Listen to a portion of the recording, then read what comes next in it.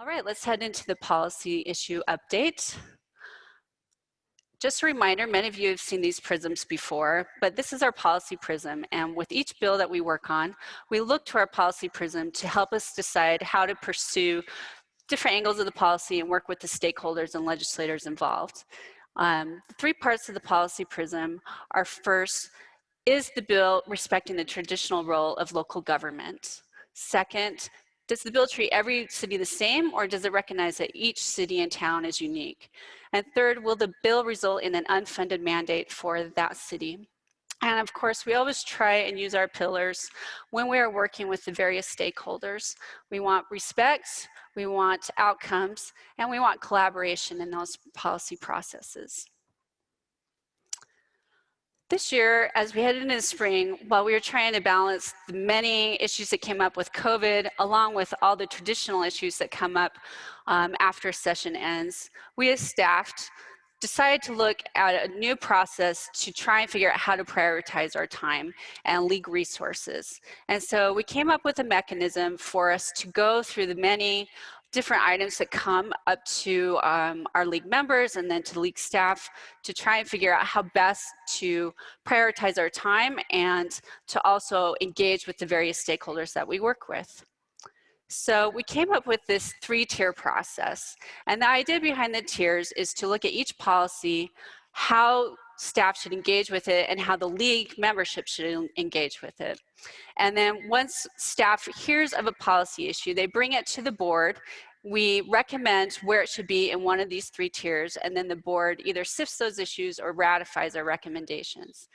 And you can see here that tier one are policies that have direct and measurable significant impacts on you as cities, or revenue impacts, or have politics that require our immediate attention. Tier two would be a policy that has substantial impact on local control or revenue, or the politics require our ready attention on that issue. And then tier three is a policy that has minimal impact or local implications on local control or revenue. The policy may be more of a principle-based concern, localizing its impact, or the politics require minimal attention and are not immediately pressing. And then within each of those tiers, we allocate our staff time. So let's take a look at what issues we've put into the tiers for this year. And just a reminder that once we have an issue in tier one, league staff might be actively involved in creating that policy with our partners. Tier two, we might be engaged in the policy or actively creating. Tier three may be that we are looking at the policy, but we'll wait until the stakeholders have a final proposal before we ratify it. And that ratification comes through talking through our board and also all of you engaging in the Legislative Policy Committee.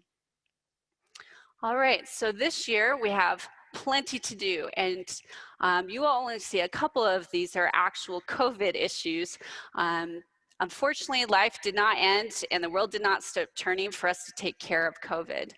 So in our tier one, we've got CARES Act funding, and we'll hear a little bit more about that, water conservation, HB 374, and then community trust and public safety.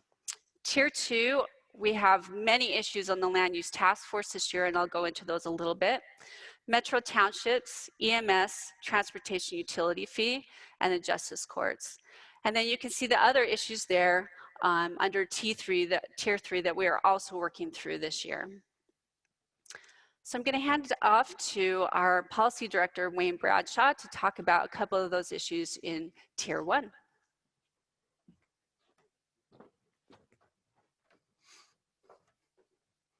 Thank you, Victoria. When Congress passed the CARES Act, they provided $1.25 billion to the state of Utah to deal with the COVID crisis.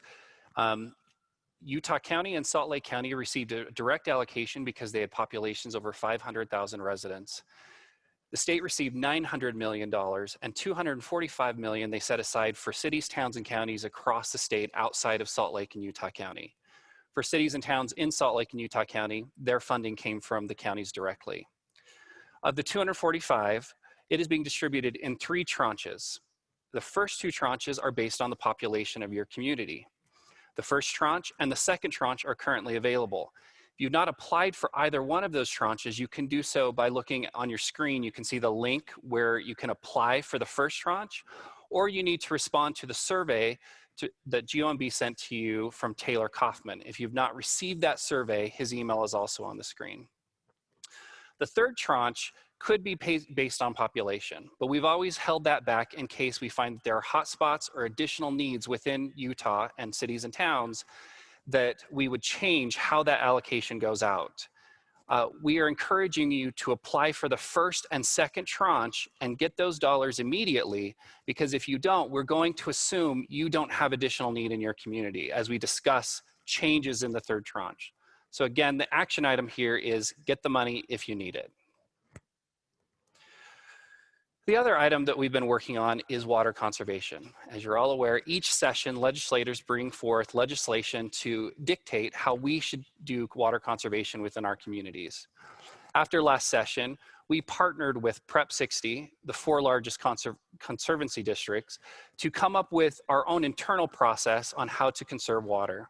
We've put together a team of 10 individuals, 5 from the conservancy districts and 5 from league staff and as well as city staff, that we're coming up with ideas on how you can conserve water within your communities, strategies to do that, strategies to engage your populations and your residents. And we are working through those details now.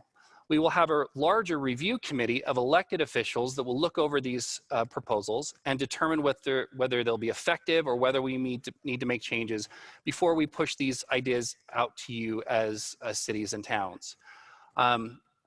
We are hoping that this will allow us to take control of this process and be able to more effectively push back against the legislature and the state as they try and push these proposals from their agenda. So again, this is something we're working on. We're actively working on this information, and you should see more coming from us in the near future. So again, watch for that as we move forward. I'll turn the time back over to Victoria.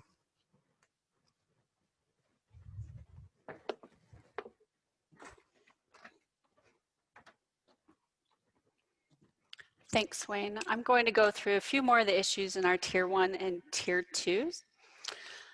HB 374, this bill passed during the session. It was sponsored by Representative Ray. And what this bill does is it requires each municipality to track and report from April 1st through October 1st, so right around the corner, information on the duration of plan review and resubmission requirements. It also requires municipalities to report in that time period inspection response time and reasons for delay. We've reached out to the 82 cities that are also the reporting cities in SB 34 with some parameters to help us collect and organize that information from them. So hopefully you've heard from us and you're getting that information together. And then other municipalities, we just request that you send this data to us next month. We do have some smaller municipalities that have worked through their counties to report this as well. And if you have any questions about this, please reach out to our intern, Spencer Cowley, and his email's right there for more information. SB 34, this continues on. It's our affordable housing modification efforts. The bill passed a couple of years ago. We are now in the second year where cities who are in the SB 34 reporting group will be submitting their reports on implementation of their affordable housing efforts to the Department of Workforce Services by December. And at the same time, we just want you to be aware of the Commission on Housing Affordability that's ongoing in their efforts to look at this issue. And you can see the various topics that they've talked about discussing or have discussed within that commission, and wanted to make you aware of it as this issue continues to be kind of a big ticket item for the legislature in our state. Gravel pits. So if you're in a gravel pit city, you know that you're in a gravel pit city. Many of these cities have experienced regulatory issues as residential development or commercial development has encroached on existing operators, or new operators have wanted to start new operations and are having issues with regulations that the cities are putting in. This is a tricky balance of property rights, We know that the operators provide necessary materials to pave our streets, and the further out they get pushed, the more expensive those materials become. At the same time, those of you who are in these cities have experienced complaints from your residents about noise, pollution, dangerous conditions. How can you help respond to those complaints? A couple of years ago, groups were trying to come to a consensus on gravel pit regulation, and a moratorium was put into statute limiting and highly restricting what regulations a city could put on an operator. So we are continuing to try and find consensus on this issue. We hit kind of a bump in the road with COVID this spring, but we are now back into it and trying to find if we can come to some language everyone can agree on for the general session starting in January. Land Use Task Force, I'll just go through these briefly. If you read facts, you've seen this list of issues that the Land Use Task Force has been working on. They've been looking at annual land use training for those in the planning process, which could include planning commissioners, but also potentially elected officials. Standards of review, whether or not the standard for reviewing a land use application should be reasonably debatable, and the appeals process. Public infrastructure districts, those of you who are familiar with these PIDs, they're taxing entities that create a mechanism to finance infrastructure. And we've had requests from the development community to allow PIDs to proceed and be created without local government oversight in certain circumstances. We have concerns about that, and we're continuing to have a dialogue with those stakeholders. Conditional use permits, clarifying that those conditions must be objective. Impact fees, we're looking at just clarifying some ambiguity in the statute that impact fees may pay for their facilities plan and analysis, and then also some clarification on impact fees that schools pay. Water provider review of Platts, the water districts came and asked that we look at making sure that these providers can review a plat at the time of subdivision or vacating, and creating or preserving water provider easements at that time. Annexation has been a really hot topic this year. You may have seen it in the news. Representative Waldrop is leading a group through the Land Use Task Force to look at various issues dealing with annexation and seeing if we can come to some legislation to deal with annexation, annexation that competes with incorporation, and the various issues that interplay between cross-county annexations. Last on the list, development agreements. There's been some case law lately that the courts have looked at some development agreements as illegal contract zoning and seeing if we need to make some statutory clarification to give further guidance to the courts. Low impact development, this is from a bill that Representative Snyder ran, HB 226, dealing with low impact development and stormwater permitting. And then finally, building permit and vesting. So there's been some confusion in some cities between cities and developers about where the land use process ends and the building permit process begins. And just clarifying that the legislature has the authority to change the building code, not local entities. Last on our tier 2 list, Representative Johnson ran a bill during a session on emergency services, and so we're working with him to work through some of the issues dealing with providers and geographic providing areas and financing structures for EMS. Metro Townships, the Metro Townships have been up and going for a few years and are maturing and becoming to look more like cities and cutting the strings from Salt Lake County. And so they are seeking full city status and franchise tax authority. Transportation utility fee, this is still working its way through the courts, but we do have legislators interested in this issue.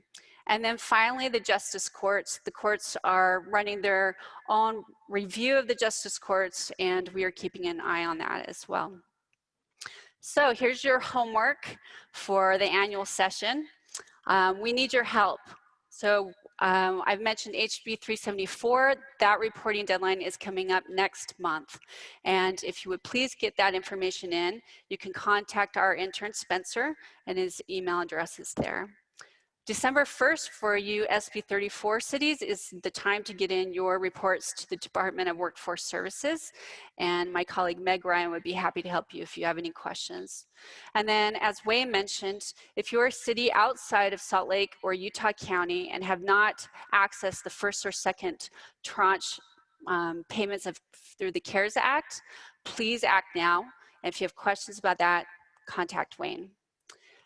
If you're concerned about gravel pits, then please contact your legislator. We really need legislators to understand the various issues that come with gravel pits. Some of them may be aware that there's one within their district, but don't really understand the tensions that are happening there between the residents and the operators, and the spot that that puts you, the city officials, in. And then finally, we want you to engage in love, listen, and lead on community trust and police.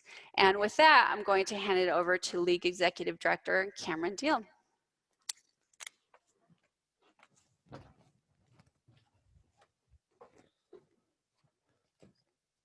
Thank you, Victoria, and thank you for being a valuable member of our League team. And we're proud to have you as our Director of Government Relations. I keep telling her that at some point, things actually do slow down, but I think at this point she no longer believes me. She's been in this job now for all of 2020, and between the legislative session, COVID, and everything she just outlined for you, there has been no rest for the weary. But Victoria, thank you very much for your work and your leadership. She introduced the Love, Listen, Lead effort, and I want to take a few minutes here to explain to you as League members why we are engaging on this issue, why it's so important, and who our partners are as we prepare for the upcoming 2021 legislative session. In the days following the death of George Floyd in Minneapolis, we as a league sat down with the leadership of the Utah Chiefs of Police Association and said we need to work together and strategize on how to ensure community trust in public safety and community trust in police here in Utah. In the subsequent few days, we started working on a plan that then we presented to the Utah League of Cities and Towns Board of Directors, which includes mayors and council members from across the state.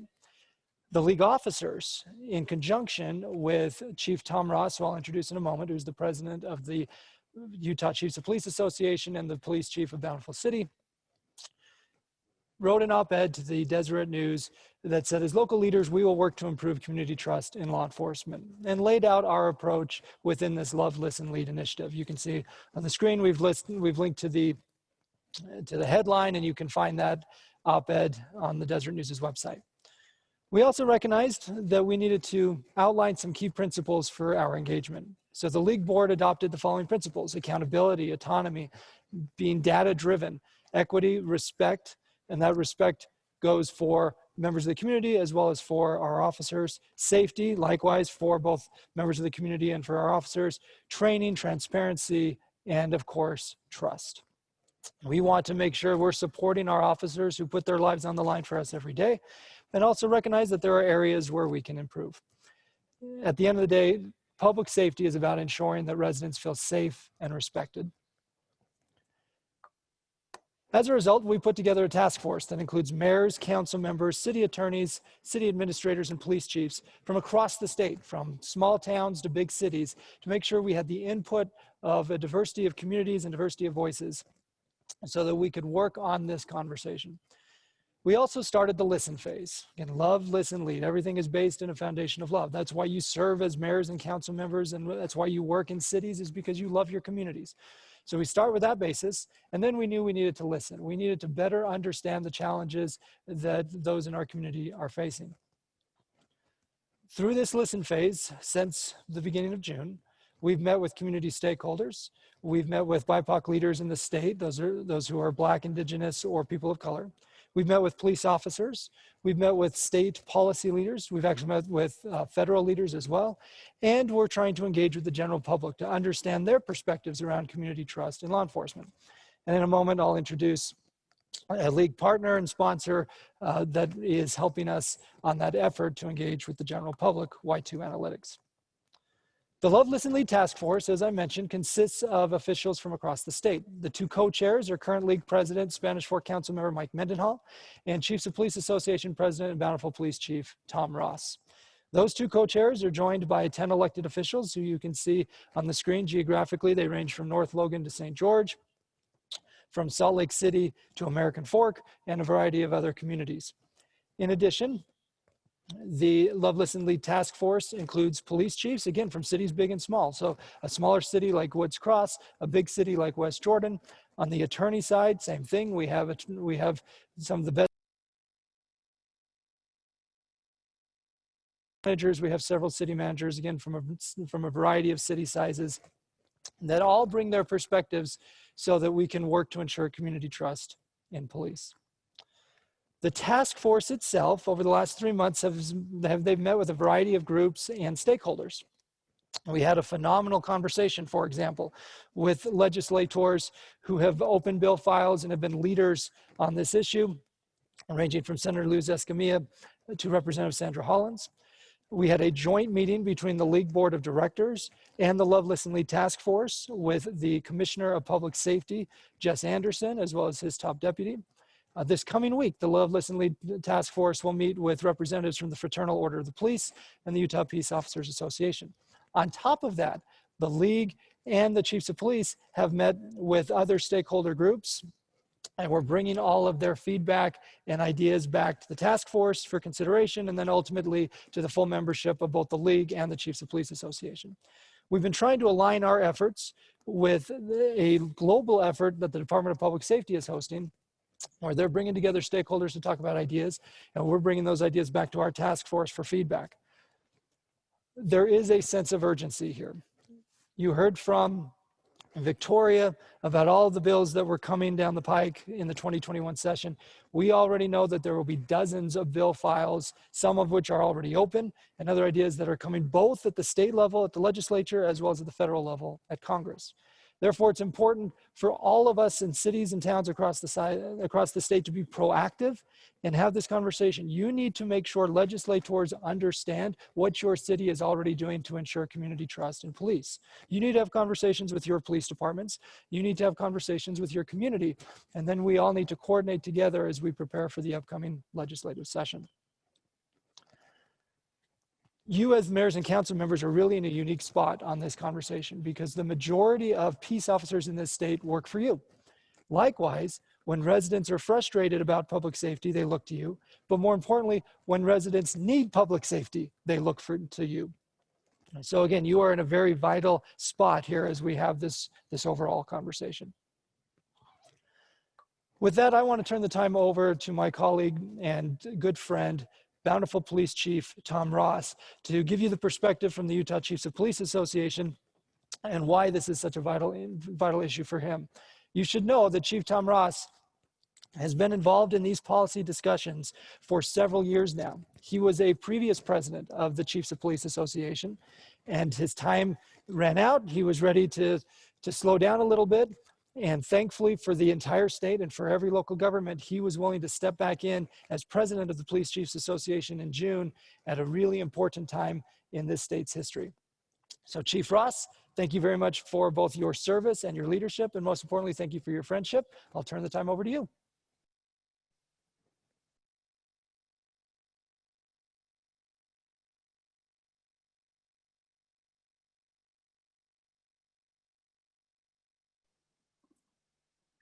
I just realized I was muted. So thanks, Cameron, and the board for allowing me to be here this morning to talk a little bit about why we have a need for a Love, Listen, Lead task force.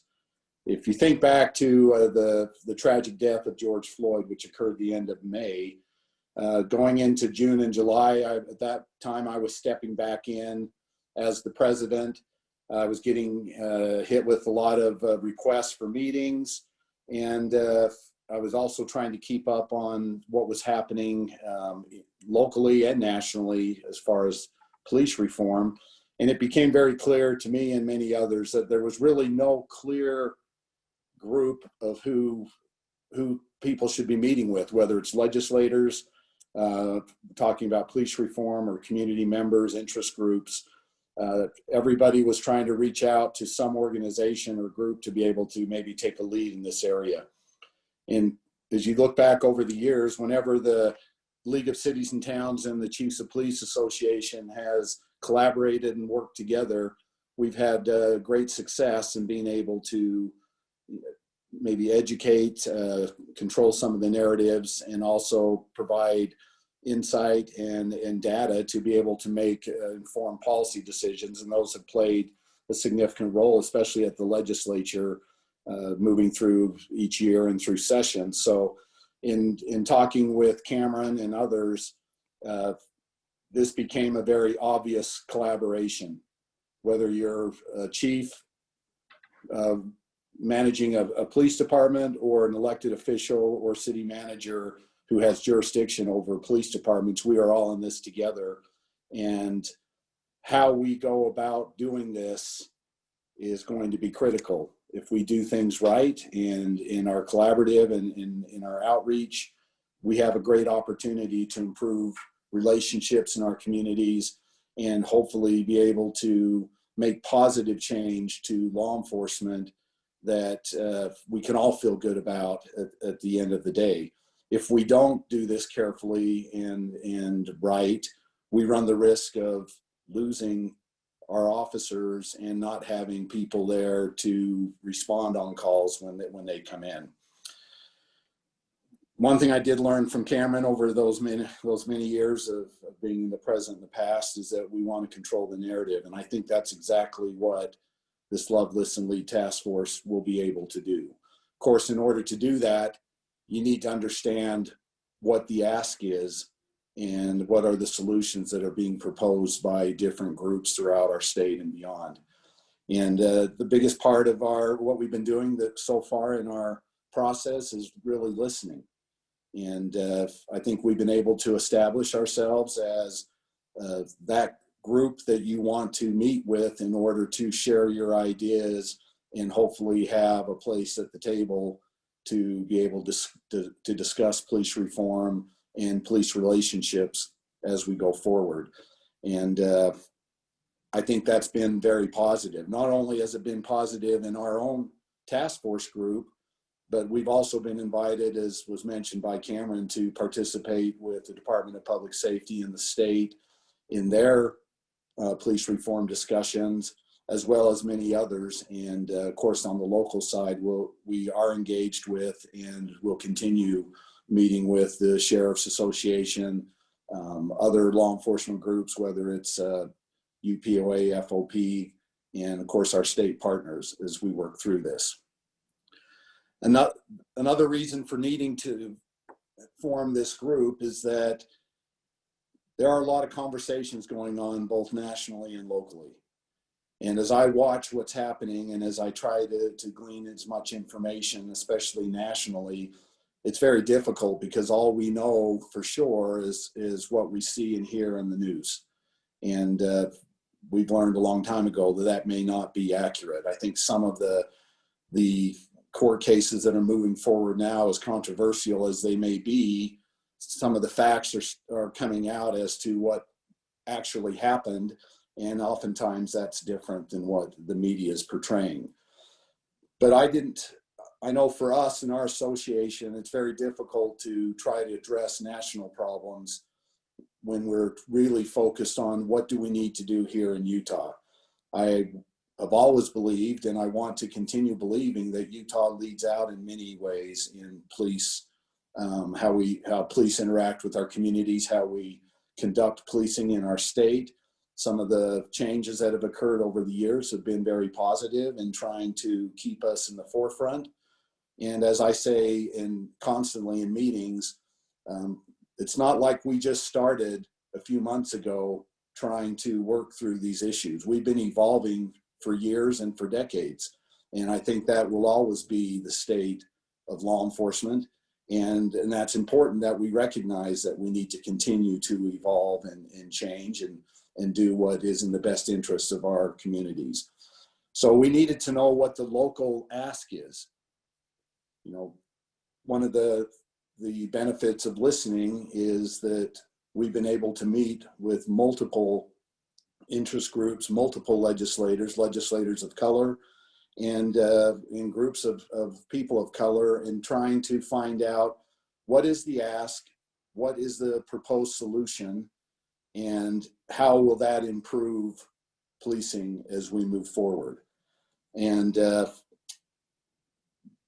in having these conversations, we've been able to put together a matrix that Cameron has talked about before that I think is going to be a significant tool for us to use, trying to decide where we have commonalities in this state. It's interesting as you talk with different groups that many of which you think would be aligned in quite a few of the areas of discussion, they are not. And it's helpful for us to know what the request is. I don't want to use the word opposition from a legal perspective, but certainly if you're preparing a case, it's good to know what the other side has and how strong that request is. And certainly the more people asking the same things, I think it's even more critical that we end up listening and trying to find ways to work through that. At the end of all this, we're going to have some very important, difficult discussions. What are we willing to do as law enforcement and as jurisdictions, municipalities that manage and oversee law enforcement? What are we willing to do? What is the right thing to do, and the changes that are being requested and asked for, or even changes that we are leading out on ourselves? What is the right thing to do in trying to bring that about, and how are we going to measure our success at the end of it? As I started out at the beginning of this short presentation, we must be listening to all members of our community. It breaks my heart to believe and feel that, and I've come to understand over the years, that we have people in our communities that are actually scared of police. I would not have believed that 10 years ago, 15, 20 years ago. I just, other than those that didn't want us to locate them or apprehend them, I just did not feel that people were that scared of us. I think it's become clear to me in these conversations that we have individuals in our communities, because of the color of their skin, because of maybe their sexual orientation or preference, they feel like we are against them. And when they see an officer approaching them in uniform or driving up in a police car, it actually invokes fear in them. And that's hard for me to understand and accept. And it certainly is something that we all need to work towards removing.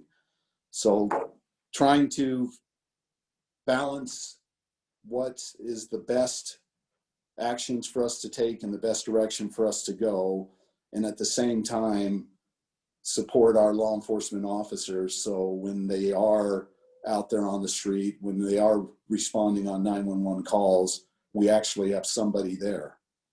And as I've mentioned in other groups and discussions, all the positive things we want to do, all the necessary changes, how fast we do it, how slow we do it, at the end of the day, if somebody is not there responding, we failed.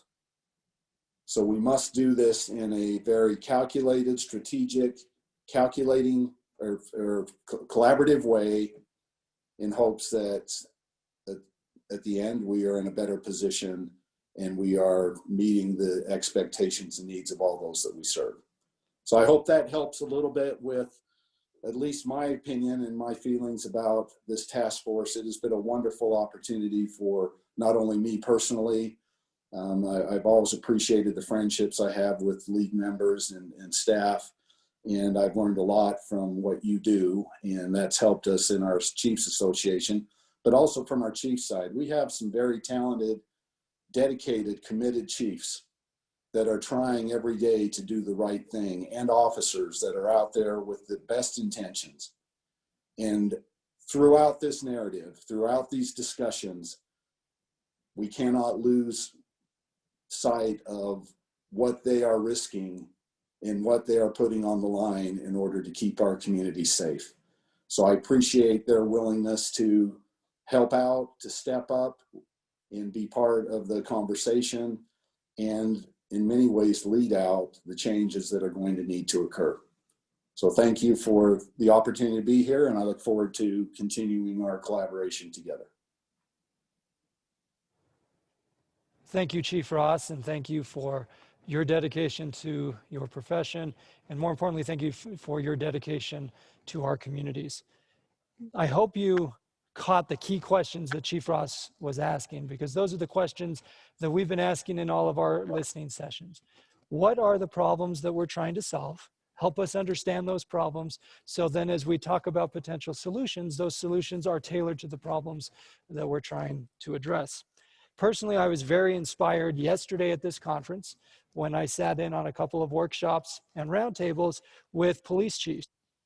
It was truly inspiring to listen to Chief Watt from Ogden City, and Chief Carr from South Jordan City, and Chief Ross from Bountiful, and Chief Carpenter from Park City, and others talk about the programs that they are doing to ensure community trust, the outreach that they are doing to build support for police and make sure that residents feel safe and feel respected.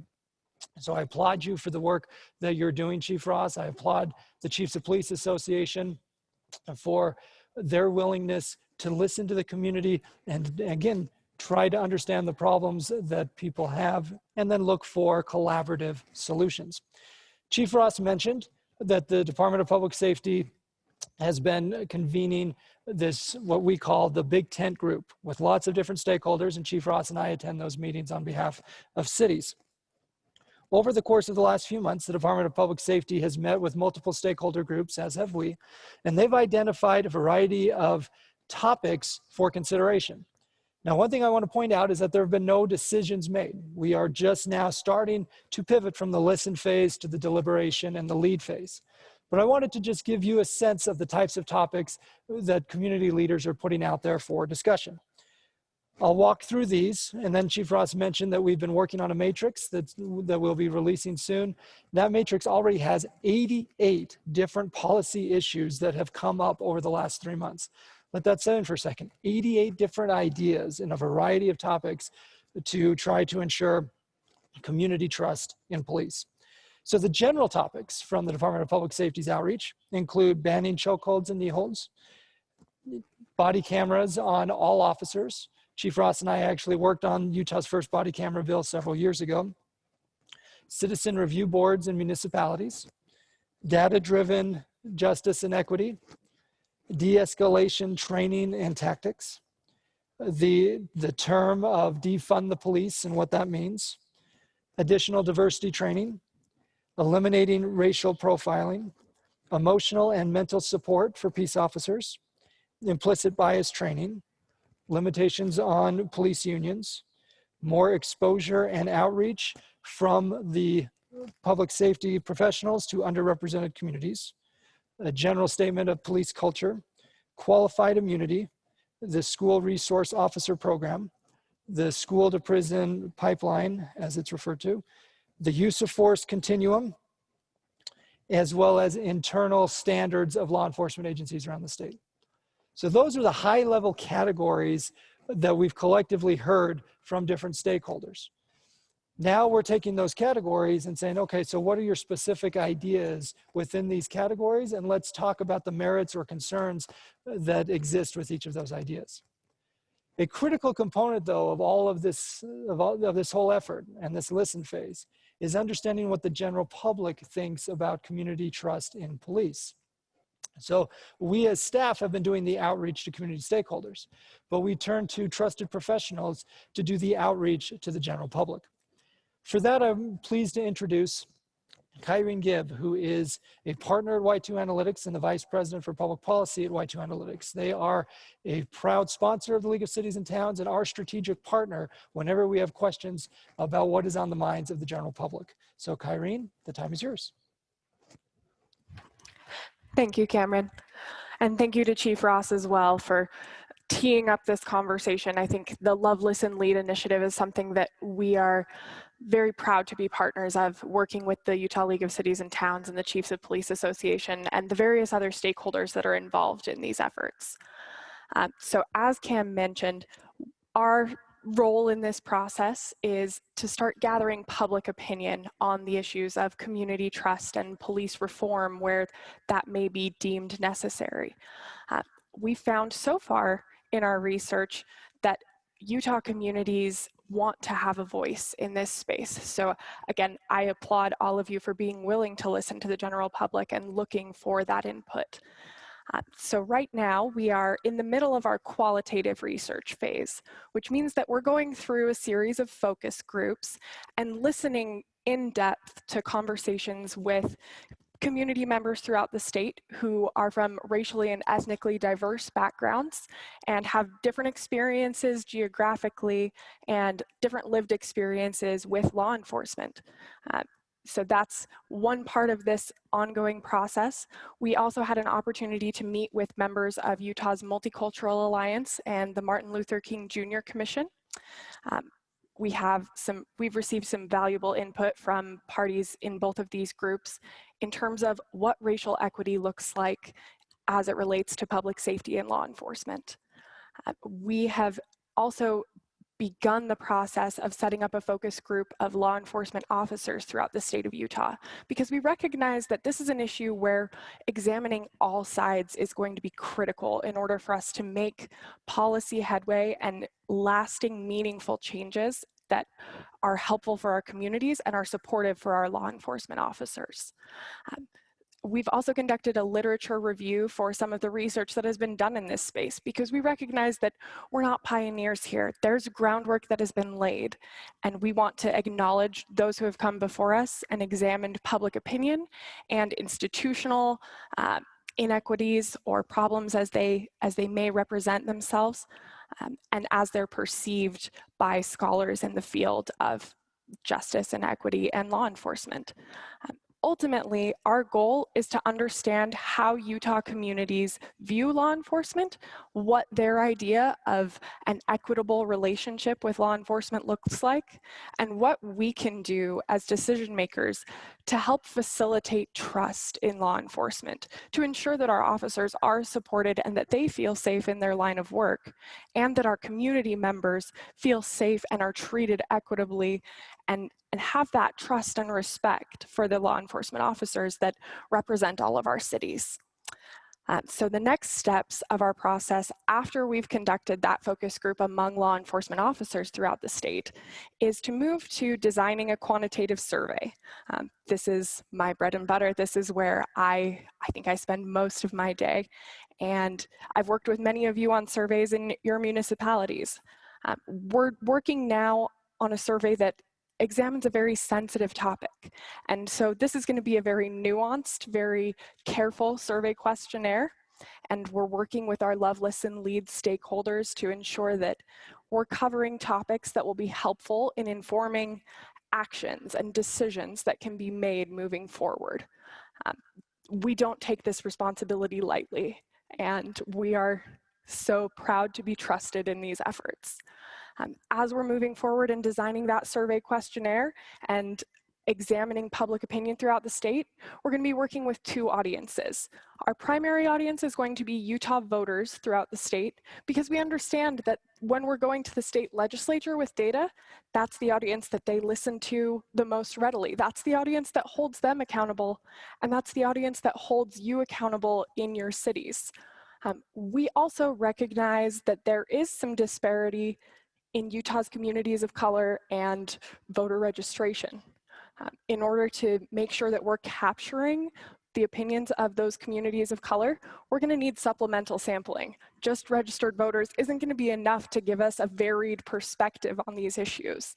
So we're working with the Martin Luther King Jr. Commission and the Utah Multicultural Alliance to ensure that we have those lists and the ability to contact members of communities of color throughout the state of Utah. So we know that we have a long road ahead, and we're excited to continue to be involved with the League's efforts and the Love, Listen, Lead Coalition's efforts. But that's a brief update on the work that has been done and continues today. So thank you all again for your trust, and I'll turn the time back over to Cameron.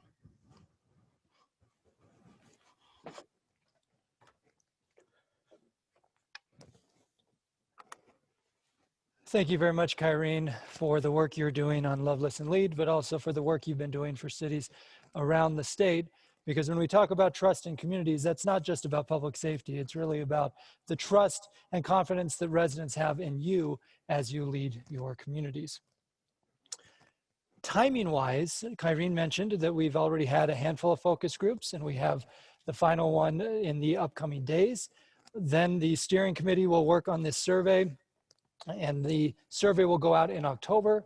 We'll have the results back shortly thereafter. We'll present those results to the League Board of Directors and then to the full League membership. So stay tuned for those results later this fall. I also want to make a quick announcement here about credentials. We've had the credentials period open for the last really several days now. We are closing the credentials.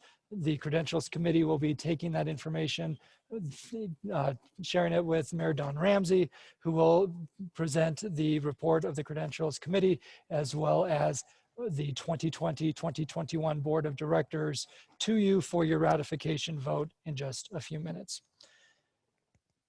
Before we get to that, though, I think it's important for us to take a deep breath and recognize that 2020, not only has it been unprecedented, but it has been inspirational. For many of you mayors and council members who ran for office last year, you had no idea what you were in for. This has been a baptism by fire, but it's also been a baptism by pandemic. It's been a baptism by flood in some parts of the state. It's been a baptism by earthquake. It's been a baptism by civil unrest. It's been a baptism by hurricane. Somehow we had a hurricane, but of course we did in 2020. And it doesn't matter if you're a newly elected mayor and council member, or if you're a long-time tenured mayor or council member, 2020 is one for the history books. Thank you very much for your willingness to serve in your communities. And thank you for your engagement within the Utah League of Cities and Towns. In my home, Daniel Tiger, or my 2-year-old daughter Annalise, loves Daniel Tiger. For those of you who may not remember, Daniel Tiger was a puppet on Mr. Rogers' Neighborhood. That's how I remember him from my childhood. But my daughter Annalise loves watching the Daniel Tiger show as a staple of the day. We also often read Daniel Tiger books, so you can see that on the screen. Well, one of her favorite books is Look for the Helpers. And I should say that Daniel Tiger is basically a member of my family now. That's how much time we spend with Daniel Tiger. But this is one of her favorites, Look for the Helpers. Over the course of the last few months, we have learned from Annalise that she has confidence in her family and she has confidence in the helpers. Well, it dawned on me the other day that when she talks about the helpers, she's talking about you. She's talking about you as city leaders who provide the public services and the infrastructure that she and all of us rely on for our quality of life, regardless of the adversity that we may be facing. Well, what then do we do at the Utah League of Cities and Towns? Well, we help the helpers, to use a basketball term from my old basketball coaching days. We help the helpers. We help you by making sure you have the legal authority and the tools that you need. We help you by advocating for you in the halls of Congress and at Utah's Capitol Hill. We help you by making sure you have the training and the resources that you need to make good decisions in your community. Decisions that matter not just for today, but for tomorrow. We help you by sharing what good things work, sharing best practices among cities, and also demonstrating to the public how cities work. In that case, how have we helped the helpers over the past year? Well, first, we saw many of you in person. I know that feels hard to believe right now as I'm talking to a virtually empty ballroom, but we saw many of you in person between last September and March. In fact, we saw almost 1,500 people at the different events that we hosted from 169 cities and towns. Because of COVID, we had to cancel our in-person events, but hopefully we can start those up again soon. We helped you at the Utah State Legislature. But what we found over the last couple of years is that's not just a 45-day session, even though this year we worked on 218 bills and we achieved our success rate on more than 95% of those. But the advocacy is a year-round effort. In fact, one of our biggest accomplishments over the past year was making sure that the legislature understood that there could be ripple effects from proposed tax reform on cities, and we were able to prevent those ripple effects in the course of that dialogue. We help the helpers by communicating with you about the best practices that you're doing and how cities work. So we had 21 episodes of our Cities Work podcast. You can see that we had 127 traditional media mentions over the last year. That's almost one every 3 days. And then we have bolstered our social media presence. We help you by communicating with you weekly in our Friday Facts email. If you're not receiving Friday Facts, let us know. You can put something in the chat box or reach out to us. We'll make sure that you get on that email list. We help the helpers by strengthening our strategic partnerships. Y2 Analytics was one, but this conference is happening in part because of those strategic partnerships. The American Planning Association Utah chapter and Wasatch Front Regional Council have been instrumental in providing you with the virtual programming and the mobile tours that you are benefiting from this week. And you can see some of the other partners that we've worked with to try to maximize our reach. Like all of you, our lives basically changed overnight at the end of the legislative session when COVID came to Utah. We realized that we needed to pivot immediately in order to continue to help the helpers and fulfill our mission of advocacy, communication, and training, and we needed to do so in different ways. As a result, we started a virtual town hall series. We held 30 of those between March and the beginning of April and beginning of August. We had state and federal policymakers. We even were able to get you information at times before that information was even public, and we averaged 187 attendees at those 30 virtual town halls. On a personal note, we welcomed another daughter to our home. This is baby Sierra, and she has, in her first 4 months of life, she's appeared on more Zoom calls than I was on in the previous 4 years. But welcome to 2020, right? She's now a veteran. Our advocacy efforts continue to help the helpers. Wayne Bradshaw talked to you a moment ago about the CARES Act. And I want to point out a key component of the CARES Act. When Congress passed it in the spring, they directly allocated exactly $0 to cities and towns in Utah. Not a dime went to any city or town in Utah. Instead, the CARES Act allocated money to states and to cities and counties around the country that had more than 500,000 people. We don't have any cities and towns above 500,000 people in Utah. So as a result, our advocacy team, working with our counterparts at the Association of Counties, and the efforts of many of you, worked collaboratively with the state of Utah and other stakeholders to ensure that CARES Act dollars made it to cities and towns. According to the most recent data that we've received from the National League of Cities, and I'm a board member at the NLC, many cities and towns across the country have been left out of CARES Act dollars. In fact, only 10% of those funds have actually made it down to cities, even though up to 45% of that fund may go to cities, towns, and counties. Yet here in Utah, we have exceeded that number, and as Wayne indicated, there's still the third tranche to go that we're working on. So we look at this as a great success and really an example of that collaboration, respect, and outcomes that Victoria referenced a moment ago. We've also advocated in the 6 legislative special sessions that have occurred thus far, and we've been involved in the development and implementation of the Utah Leads Together plan, all iterations of them throughout the year. And then, as I mentioned a moment ago, within days in June after the death of Mr. George Floyd in Minneapolis, we initiated the Love, Listen, Lead effort in a joint partnership with the Utah Chiefs of Police Association to make sure that we were working together to ensure community trust in police. COVID-19, though, has impacted the League of Cities and Towns as an organization. As you all know, you're not here, so we've not had any in-person events since March. But I want to publicly thank our sponsors. Most of them have remained with the League, even though we've lost that in-person component. So thank you to you as sponsors for your support. Most of our staff has been working from home, like many of you. We reduced our budget by more than 7%. Like all of you in your cities, our board of directors, which consists of mayors and council members from around the state, worked with the League staff to make some tough decisions about our budget. Our budget is $2.6 million. That's our annual revenue.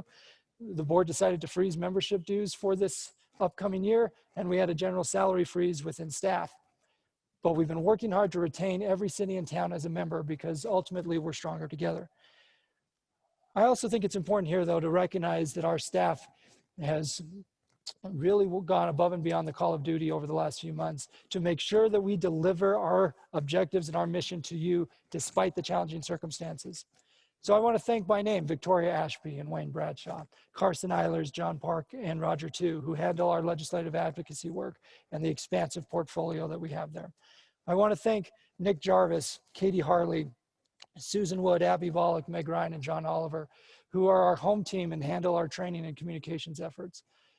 Again, I am proud of the work that we have collectively done to meet our mission during challenging times. What's then to come in 2021? First, continued legislative advocacy. This is core to everything that we do for you. Brace yourself for the 2021 session. Victoria already gave you the bad news. There are a lot of issues coming that are critical, and we need your help. You are members of the League Army, and your voice on Capitol Hill matters. We need you to talk to your legislators. And in some of your cities, you're going to have new legislators this fall, and that's great. Introduce yourselves to them. Make sure they know what the primary issues are in your city or town. Make sure they know that you're a proud member of the League of Cities and Towns. Likewise, if you have legislators coming back, make sure you foster those relationships so that when things get crazy during the session, your legislator's just a phone call away or a text message away saying, hey, we really care about this policy issue. It's going to impact our city. Your voice matters, and we need all of us to engage at a high level in 2021. Normally, I would give you a countdown, but I can't do that yet because of Amendment F. If you don't know what Amendment F is, look it up. But once we know if Amendment F is going to pass, then we'll know when the legislature is going to start, and don't you fret, we'll get you that countdown. The second big news in this upcoming year is that we will have a new website and bill tracking software to make it easier for you to access resources on our website. That will be ready in the next few weeks, so we'll let you know as soon as it is ready. It'll be hot off the virtual presses for you. Third, we'll have a new approach to the general counsel role that I'll reference in a moment. And fourth, we'll have continued programming on the economic impact and other legal policy training similar to what we've been doing over the last few months. Finally, we hope to see you and our sponsors in person in 2021. Local Officials Day, admittedly, is still up in the air. We don't know if the legislature is going to open the Capitol to the public. At this point, the Capitol is not yet open to the public.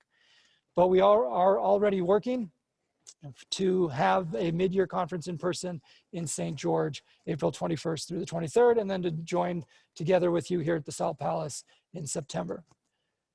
Mayor John Pike, I know you're listening. You have been a tremendous advocate for the League of Cities and Towns. You helped to rebuild the credibility of the organization during your 6 years on the board and as your time as president, and tomorrow is your last day as a League board member. But since you're a League board member, I do have one more request of you. And that is April 21st through 23rd, make sure we have perfect weather so that we can enjoy each other's company in sunny St. George next spring. Mayor Pike, thank you for everything that you've done for the League during your 6 years in leadership. I mentioned the website. This is a sneak peek of what it's going to look like, so stay tuned for that in the weeks to come. And then I also mentioned that we were going to be reimagining our general counsel role. And that's because the one and only Dave Church is retiring from the League at the end of the month. Dave has been the general counsel for the League of Cities and Towns for more than 30 years. He's been advising local governments for almost 40. There's no way to replace Dave Church, not at the League, not in your individual cities and towns. On a personal note, Dave has been a great friend and mentor to me and a great support, starting when I was an intern back in 2006 all the way up to the present day. So Dave, we will miss you, and you have certainly earned your retirement, and I hope you're able to fish more than ever. We'll be rethinking and working together with the Municipal Attorneys Association about the next steps after Dave Church. But Dave, thank you for the contribution that you've made to the state. The state of Utah and local governments in general are better because of your contributions. In a way, I guess you could say for the last 40 years, we've all been living in Mr. Church's neighborhood. So thank you, Dave. I also want to thank Mike Mendenhall. Mike has been the president during a tumultuous year, but has been on the League board now for 4 years. He was on the League board when the board took a chance on me, and for that I'm grateful. When Mike became the second vice president, the first thing that he did was to chair our Constitutional Review Committee, where we modernized the organization, updated the Constitution and the bylaws, and really tried to rebuild the trust that you would have in us as an organization. Mike interviewed all of the Republican gubernatorial candidates this spring before COVID. hosted Local Officials Day with Speaker Brad Wilson and President Stuart Adams, led editorial board visits to the Salt Lake Tribune and Deseret News last fall, has been a tireless advocate for Spanish Fork City, or Mike, I've got to do this for you as well as for your colleagues in Spanish Fork, but has really championed both the Fit City effort there as well as QPR that will be in a roundtable later today, and was a great ambassador for the Utah League at the National League of Cities. In fact, you'll see that Mike and I are there in front of the Alamo when we attended the National League of Cities convention in San Antonio. That was the fulfillment of a childhood dream for me to finally see the Alamo. Mike, my wife, is still jealous that you were there and she was not. And the other picture is of you testifying at the Capitol, which many times, let's be real, feels like the Alamo. But Mike, thank you for your leadership at the League, which will continue because you'll still be on the board for another year and you're the co-chair of the Love, Listen, Lead initiative. Most importantly though, Mike is a dedicated father, husband, and friend, and a champion for Spanish Fork City. So Mike, thank you for your friendship and for your leadership. Everybody knows that I'm a Murray kid. I'm proud of my hometown. I think Murray is the best city in America. So I say this as probably the best compliment that I could give Mike and Spanish Fork. Mike has basically convinced me that Spanish Fork is the Murray of Utah County. So Mike, thank you for everything. I'm grateful that you'll still be on the board though, because we're excited to still have you, and I'm super excited. I'm thrilled to have Ogden Mayor Mike Caldwell take the reins as the next League president. Mayor Caldwell has been in leadership positions in the League for several years. It is one of the longest tenured mayors in the state and has the respect of state leaders and local leaders across Utah. He's a visionary. You look at what Ogden has become today, and you can see the fingerprints of Mayor Caldwell and his colleagues. And I'm grateful to have his leadership, friendship, and support. Mayor Caldwell is a tireless advocate for economic development, for public safety, for outdoor recreation, and ultimately the quality of life that we all enjoy in Utah. So get ready to hear more about O-Town in the next 12 months. And Mayor Caldwell, we're excited to have you as the incoming League president. In closing, this is the State of the League address, where I report back to you of what we've done, what we plan to do, and give you an update on the state of affairs within the organization. We are financially sound. Even in light of COVID, we've made smart budget decisions to make sure we can weather this storm. We have a tremendous staff that works day and night on your behalf.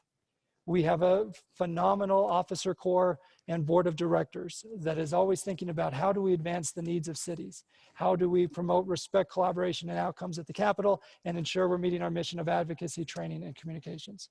In short, because of people like Dave Church, Mike Mendenhall, John Pike, Mike Caldwell, and because of you, I'm proud to report that the state of the League is strong. Thank you very much for your support of the Utah League of Cities and Towns. With that, I'm happy to turn the time over now to League's second vice president and South Jordan Mayor Don Ramsey for the credentials report and to talk through the voting process for the 2020-2021 Utah League of Cities and Towns Board of Directors. Mayor Ramsey, the time is yours. Good morning. I'm going to try to share this. Let me know if you can see this. Can you see my screen?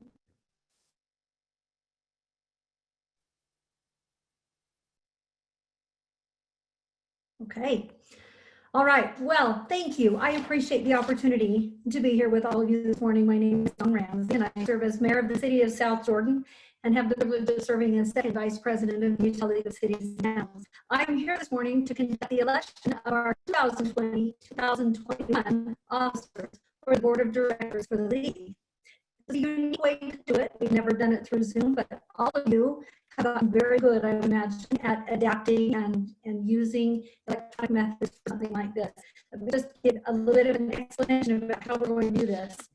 When the time comes for you to vote, you're going to give a voice vote, but you're going to do it through the chat feature. So when I call for the vote, please click on the chat feature and either type yes for an affirmative vote or no for an opposing vote.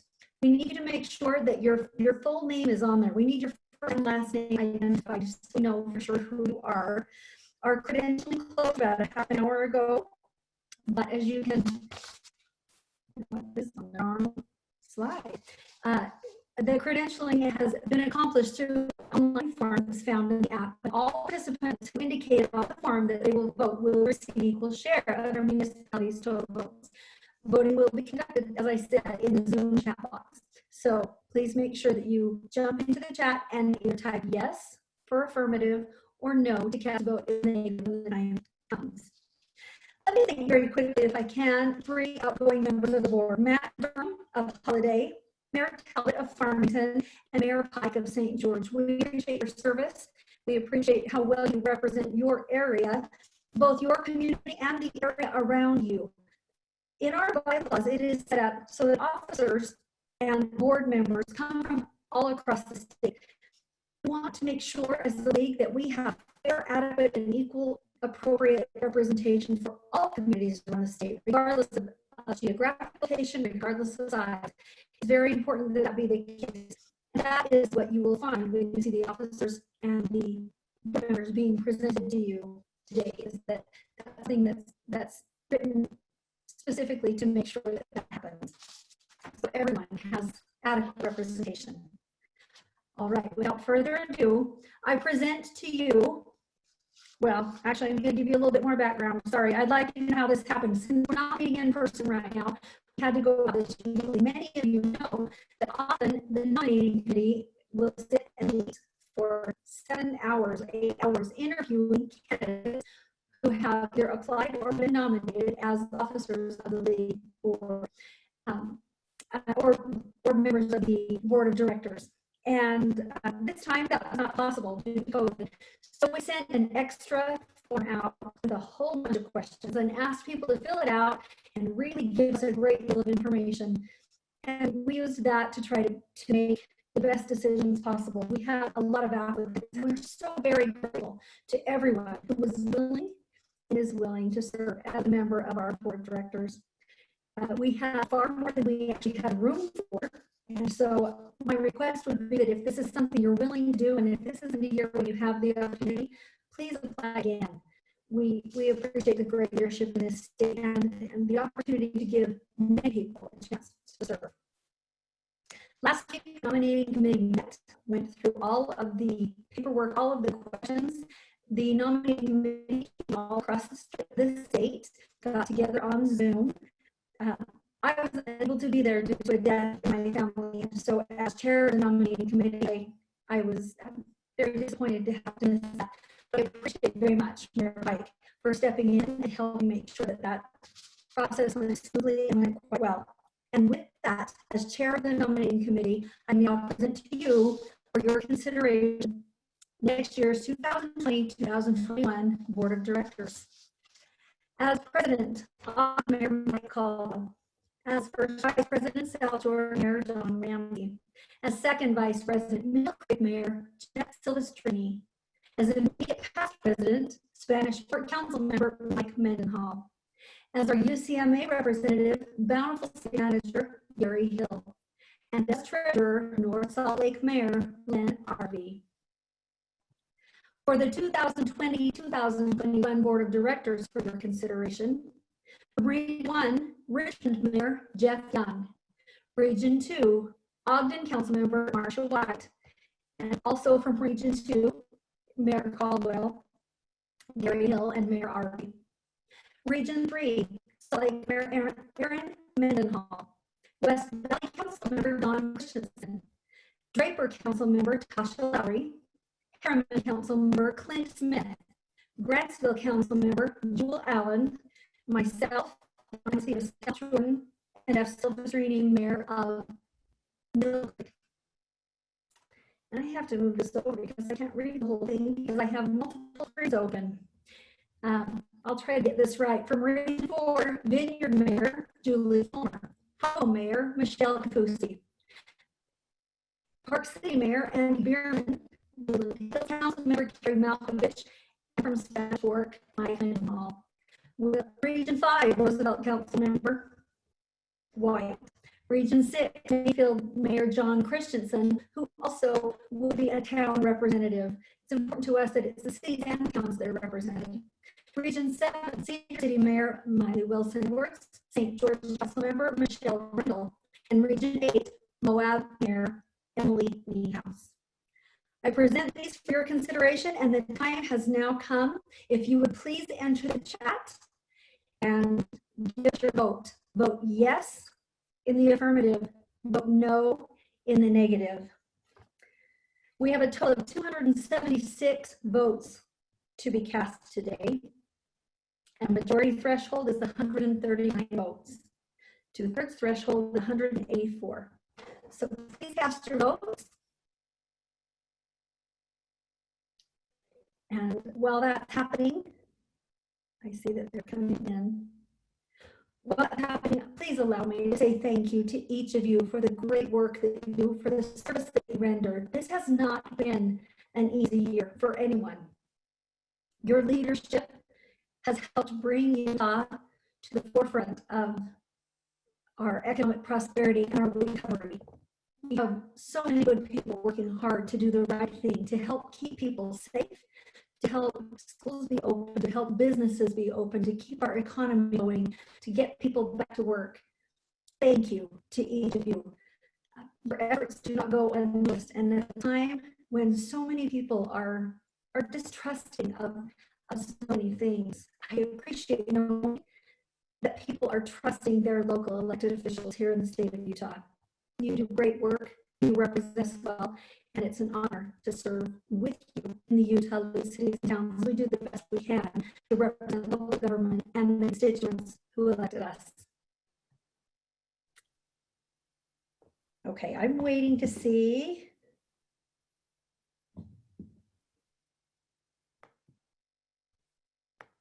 If there's any additional information. I'm going to stop screen sharing.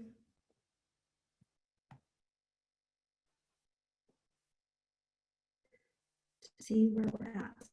I see 72 votes in the chat, so I will wait to hear where that's at.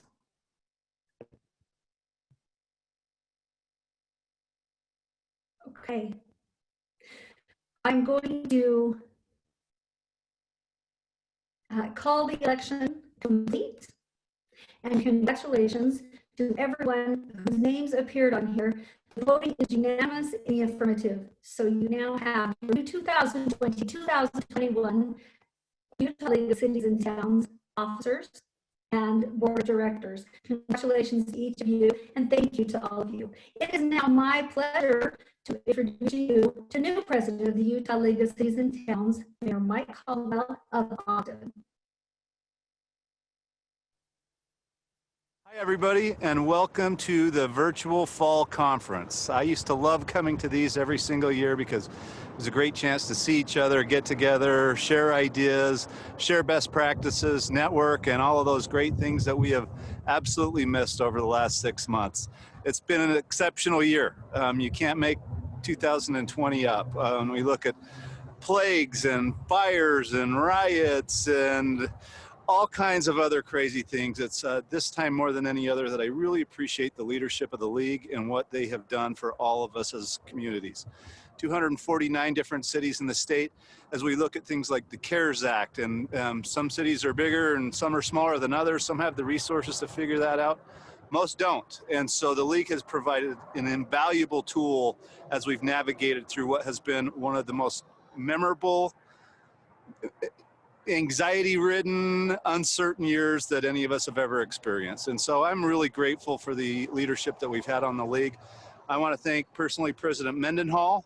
I got big shoes to fill. I bought some fancy glasses so I can match his presence in LPC meetings and everywhere else. So I'll look forward to that. But a huge thank you to our outgoing leadership and President Mike Mendenhall.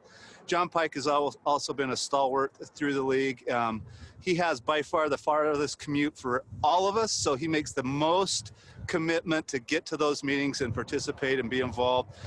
President Pike, we've appreciated. Outgoing, I guess, former President Pike, we appreciate everything that you've done, but it's an honor to stand here before you both today and thank you for your service and for everything you've done to the league. My coming into the league. I'm honored to be able to work with such an amazing group of people. I think we're going to have a really unique year. One of the things I love about the league is the spirit of collaboration. And as we go into what are uncertain times and uncertain futures, I heard today that some communities are just going back up in their levels. I know that for my own children at home, the uncertainty of whether school's going to be in or out and sports are in or out has been tough. And we will all get through this if we can do it together. And I'm really proud of the work the league and the league staff does, and all of you that come and participate in league policy meetings and everything else. I heard, I didn't look it up before I came, but the Chinese symbol for crisis is also the same one for opportunity. I think we have some really unique opportunities right now in the state of Utah to continue to lead out and to take advantage of some of the opportunities that will come. Some of the efficiencies we'll find and we'll make as we do this. The working from home, what we do with transportation. There's a lot that we're going to be looking at and measuring in the next number of years, and I'm honored to be a part of a group that is going to be leading the charge for a lot of that. I am really grateful for all of you that continue to participate in the league. We are stronger together.